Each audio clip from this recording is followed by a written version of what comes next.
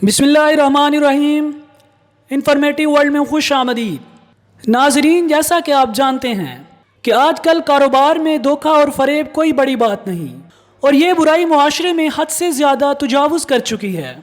आज हम आपको एक ताजर की ईमानदारी का एक ईमान अफरोज़ वाक़या सुनाएंगे जो हम सब के लिए मशाले राह है। आगे बढ़ने से पहले अगर आपने अभी तक हमारा चैनल सब्सक्राइब नहीं किया तो कर लीजिए, ताकि आपको हमारी हर नई आने वाली मालूमाती वीडियो मिल सके। एक शख्स तेज रफ्तार घोड़े पे सवार इसे सरपट तुड़ाते हुए मक्का मुअज़्ज़मा की तरफ रवां दवा था। बाल गर्दो गुबार से अटे हुए थे, आंखें उदास थी, चेहरे पर परेशानी के आसार थे। ऐसा लगता था कि इसे किसी काफिले की तलाश है और वो जल्द से जल्द अपनी मंजिल तक पहुंचना चाहता है।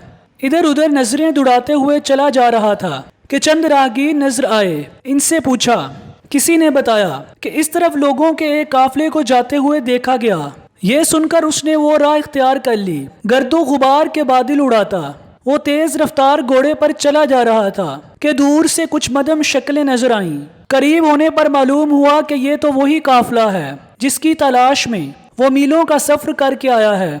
मकसूद को इतना करीब देखकर इसका मुरझाया हुआ चेहरा खुशी से खिल उठा और बेचैन दिल खुशी से लबरेज हो गया।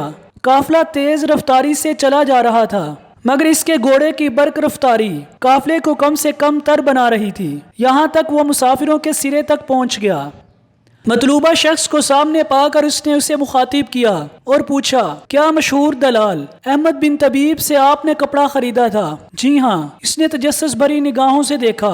दरअसल बात यह है कि जब मेरे दलाल ने कपड़ा बेचकर पैसे मुझे दिए तो मैंने पूछा कि कपड़ा किसे बेचा है। उसने बताया कि एक मुसाफिर को। मैंने पूछा, क्या इस कपड़े का ऐब बता दिया था? तो अहमद ने कहा, वो तो मुझे याद नहीं रहा। यह सुनकर मुझे बेहद परेशानी हुई। मैंने उसे बुरा भला कहा। दलाल का कहना था कि अब मैं क्या कर सकता हूँ, जो कुछ हुआ इसे भूल जाइए, आइंदा एहतियात करूँगा। लेकिन मैं इसके सर हो गया और इसे आपका निशान तलाश करने को कहा। बड़ी मुश्किल से आपके ठिकाने का इल्म हुआ, लेकिन इस वक्त तक आप हाजियों के काफिले के साथ मक्का मुअज़्ज़मा के लिए रवाना हो चुके थे।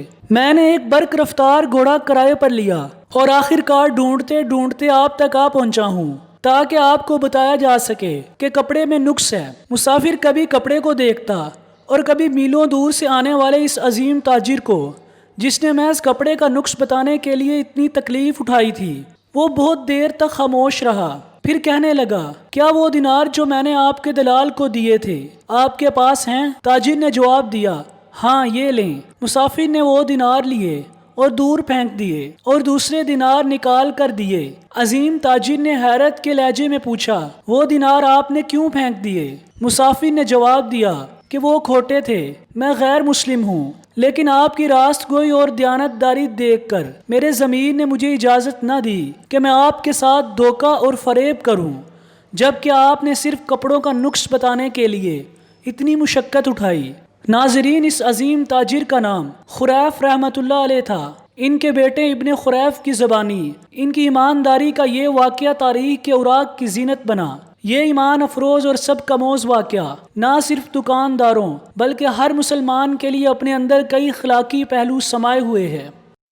मज़ीद दिलचस्प, हैरत अंगेज़ और मालूमाती वीडियोज़ देखने के लिए हमारा चैनल सब्सक्राइब कीजिए और बेल आइकन पर क्लिक करें, ताकि हर नई आने वाली वीडियो का नोटिफिकेशन आपको मिल सके। शुक्रिया।